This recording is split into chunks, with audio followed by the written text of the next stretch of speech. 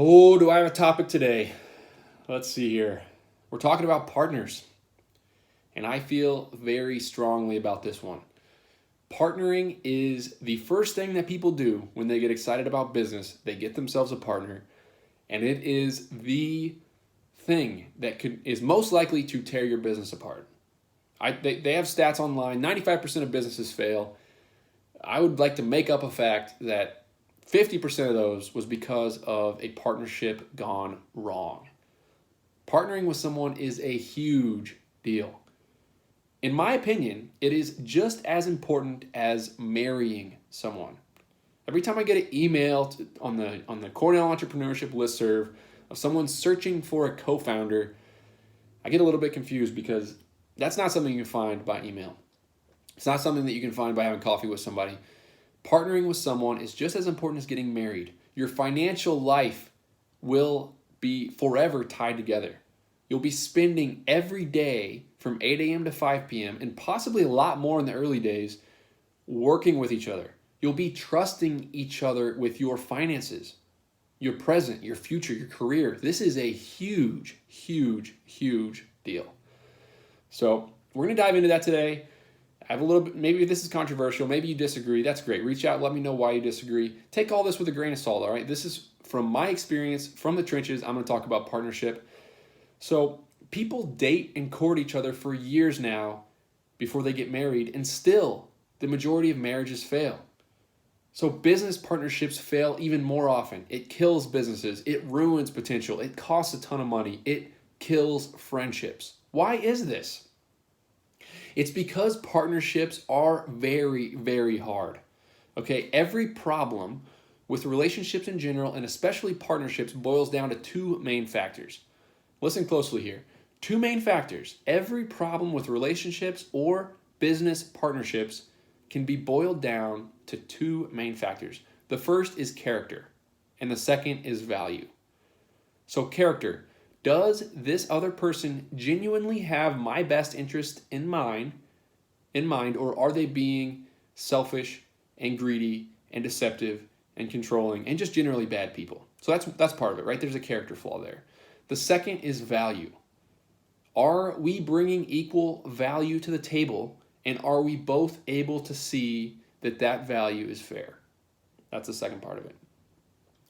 So partnerships are so hard and fail so often because many people are naturally selfish and greedy. Those traits can be hidden and they can get highlighted when large amounts of money come onto the equation. These traits can get highlighted when time gets tough and people get desperate. On the other side of the equation, everyone is so different and their skills are so different. It's rare that two humans can get together and add the same value to a business when it comes to overall success. It's also natural that people overvalue their own work and undervalue other people's work. I forget all the articles I read, but there was one that said, they asked, in a room full of board members, what percentage of the company's success can be directly attributed to you? And they added up all the percentages, and it was something like 350%, right? People drastically overestimate their own value and what they bring to the table. So we're talking about several years in the trenches and then possibly decades running and living off of this business. We're talking about managing each other's money.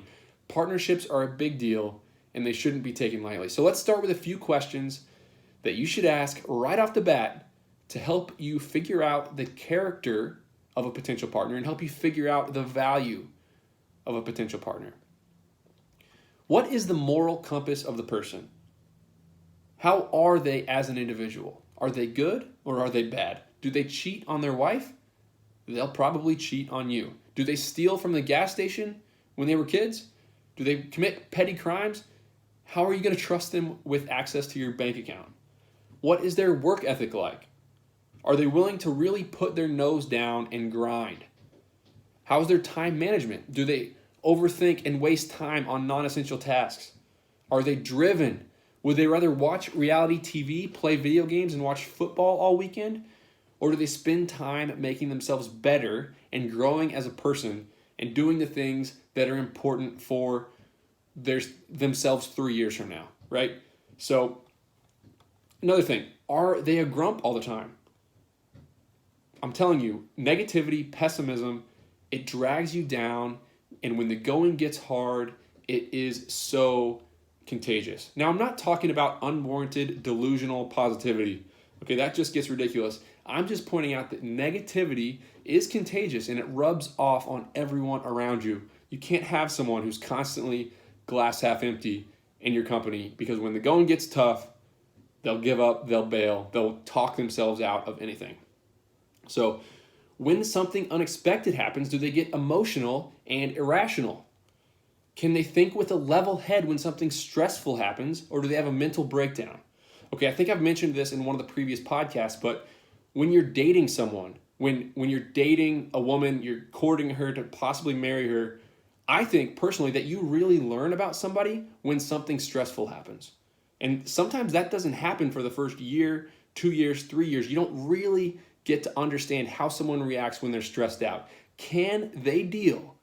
Do they have the emotional strength to deal with difficult, surprising, unexpected, and just plain bad situations? Right? Nothing is all roses here. You're dealing with problems as a business owner. How does someone react? How do they keep their emotions in check? How do they keep from having a mental breakdown? All right, that's all very important. Another thing, do they spend a lot of time yelling or arguing with their spouse or their girlfriend?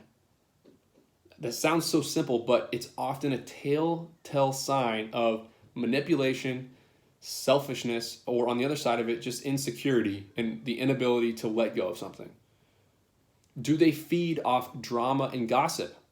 Remember that gossip is cancer. There's nothing in this world more evil than gossip, in my opinion. If they talk bad about their friends to you, they're going to talk bad about you to their friends. Some people just can't help but talk bad about somebody. Whoever's not in the room, they'll talk bad about. You do not want to partner with somebody like that.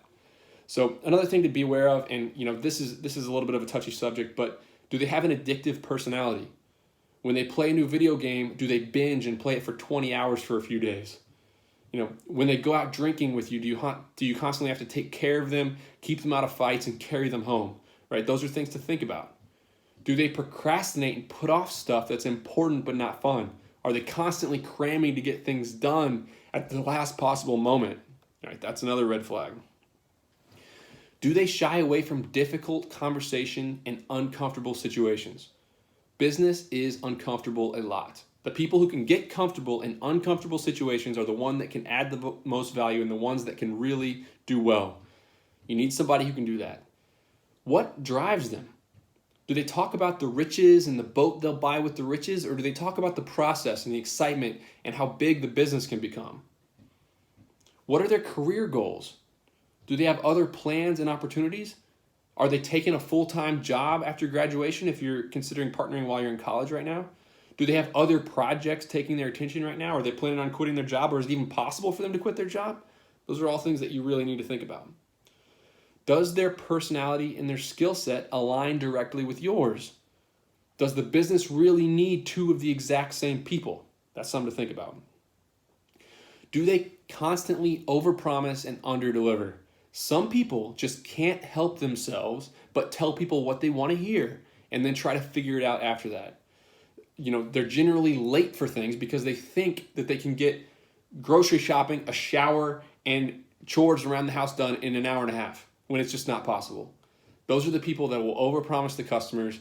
They'll be late for things. They'll tell employees things that maybe you don't want them to hear. You need somebody who's comfortable delivering bad news and managing expectations, right? So finding the answer to these questions doesn't happen right away. These are very, very complex questions. It takes years. It takes working with someone in a professional setting for a long time. Sometimes you have to date somebody for 5 years before you really learn these things that are so important to making a partnership succeed or fail. So that's why this whole thing is so tricky. Figuring out the answers to these questions isn't easy. It takes a working professional relationship. It takes a friendship that goes beyond the surface level. It takes truly knowing someone. Some people never truly know the people around them. They're constantly surface level of, let's talk about sports, let's talk about the weather, let's talk about a bunch of stuff that doesn't matter, right? You have to really know someone. You have to know what makes them tick. You have to know what scares them. You have to know their goals. You have to know their moral compass. You have to know what's important to them, right? So let's say you're considering partnering with someone and you're unsure how it all should look. Let's talk about a few basics here. The number one rule of all this is that the person investing the most money should get the most ownership. That's just how it works. They take the risk, therefore they should get the reward. Sweat equity is cheap and cash is king. Again, this is generally speaking. So another thing is that the spouse of your potential partner is critical. Nobody talks about the spouse. Nobody talks about the person that your partner has to live with. They are your 25% partner whether you like it or not. They will be entitled to 25% of the value of your business in the event of a divorce. They'll also be the person that your partner lives with and deals with when the work is over for the day. Are they supportive? Are they trustworthy? Do they have healthy spending habits? Do they have a solid moral compass? Are they grumpy or miserable or constantly giving your partner a bunch of things to be stressed about? A partner with an unsupportive or miserable spouse will not be worth a darn on a day-to-day basis, and it's destined to fail.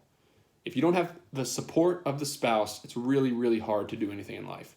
So the delegators and the communicators and the smart workers are much more valuable than the hard workers. Let me say that again.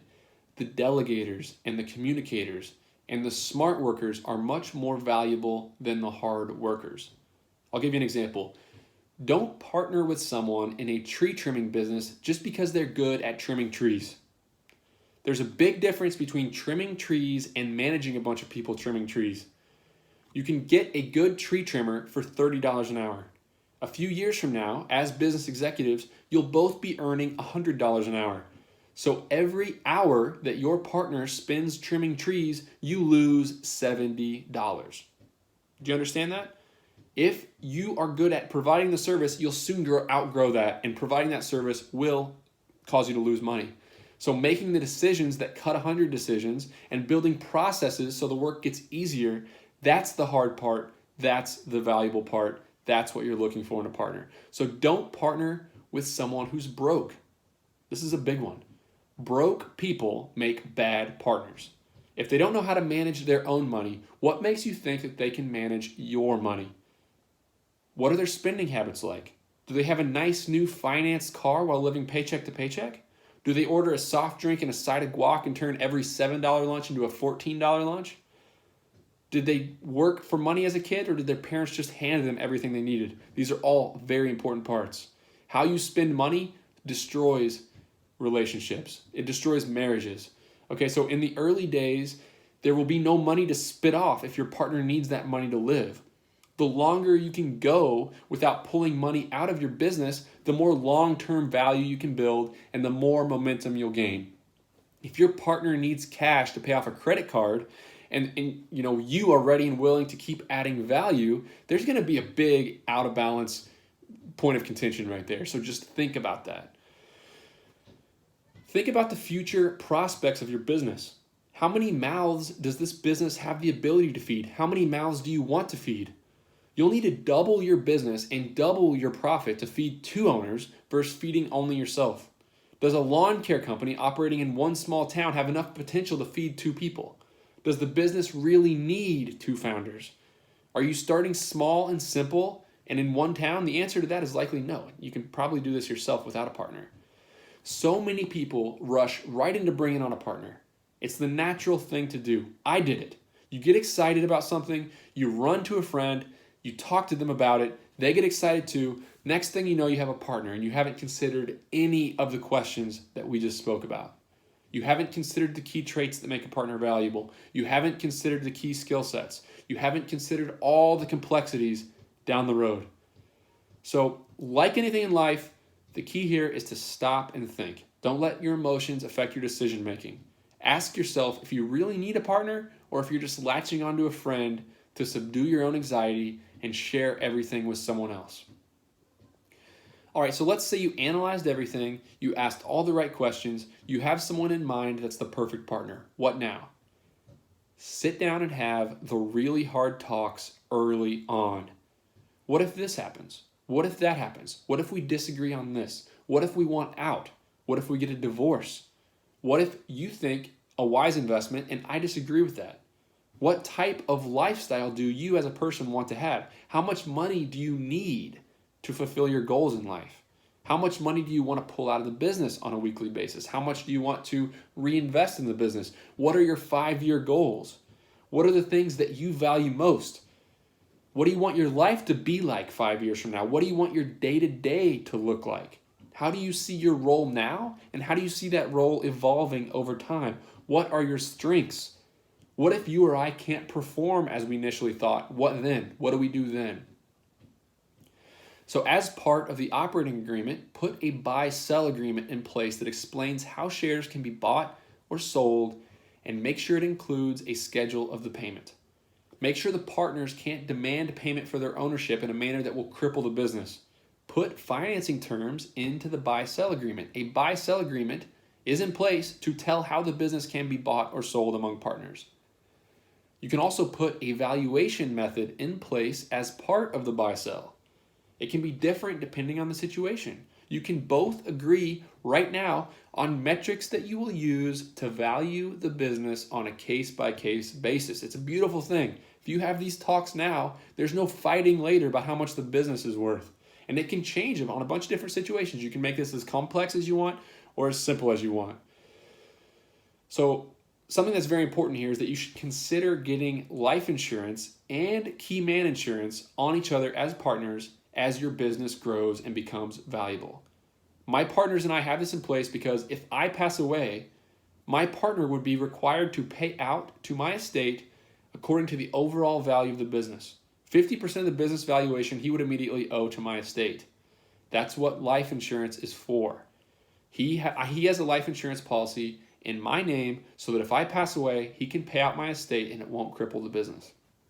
Key man insurance is just as important. This is insurance that allows him to fill my role with an employee and hire them to do my job in the business if it comes to that. If I pass away or if I become incapacitated, he can hire somebody else. He has the money set aside in an insurance policy to fill my role. So basically, if one of us gets hurt, if one of us passes away, the business can survive and it won't miss a beat. That's the beautiful thing about this stuff.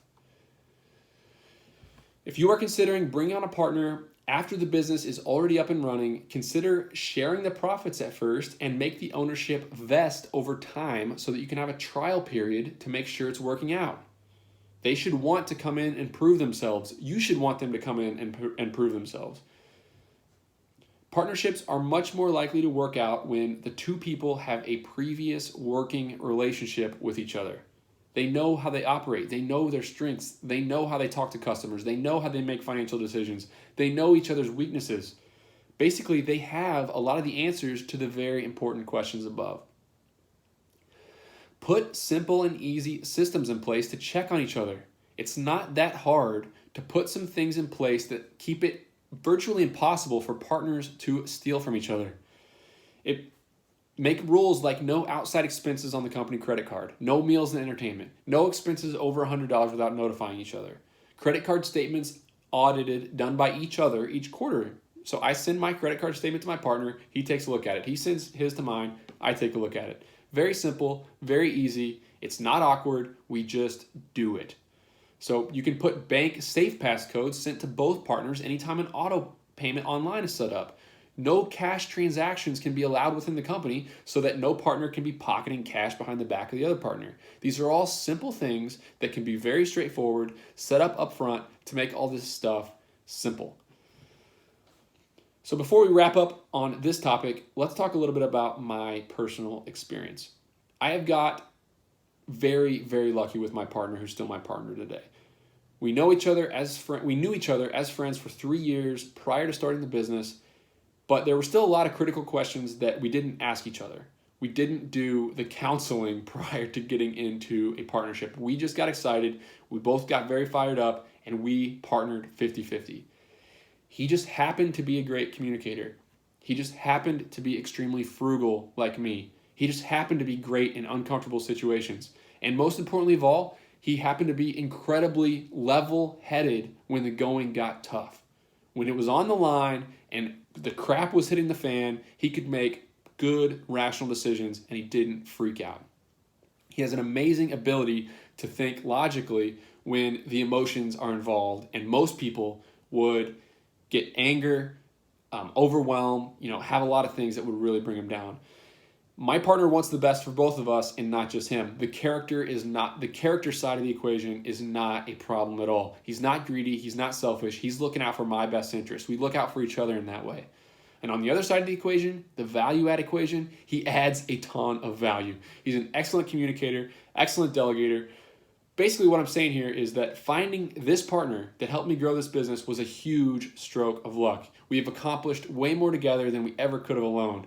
It's a great, great thing. Partnerships can be beautiful. On the other side of the equation, we brought on 3 other partners over the years that are no longer with us today. The first, we foolishly gave 20% ownership of the company right off the bat, first season. We didn't even really have a real company. Luckily, this partner kind of got discouraged, decided he had other career goals, and he walked away without asking for money. We hadn't really made any money yet. It was a long road ahead. It was definitely the right decision. We didn't learn our lesson. The second partner, who happened to be one of my very best friends at the time, we gave 20% ownership in return for sweat equity when our business was about 2 years old. We thought this person would be able to help us grow a lot faster, help us expand to more locations, help us build the processes we needed, and it just wasn't working out. About 6 months in, we realized that we had made a mistake. The value equation was way off. This partner wasn't, not looking out for our best interest. He was a good person, but just wasn't hacking it on a level that we thought to be fair on a value add basis. Quickly, the environment became cancerous and it was about to explode. Luckily, we all had the courage to sit down around a table and have a very difficult conversation. It basically took several days. It was clear that this person was getting pushed out. He was heartbroken. We were heartbroken because we had made promises and looked forward to such great things later in life that we weren't going to be able to deliver on. We didn't try to screw him. He didn't try to screw us. And what happened was we wrote him a check and sent him on his way. It set us back a good ways financially, and we learned to never give ownership unless you're absolutely positive that the value is there. So the last partner that we had this issue with, we didn't actually give ownership to, but he helped us open up a few new branches in exchange for a profit-sharing plan.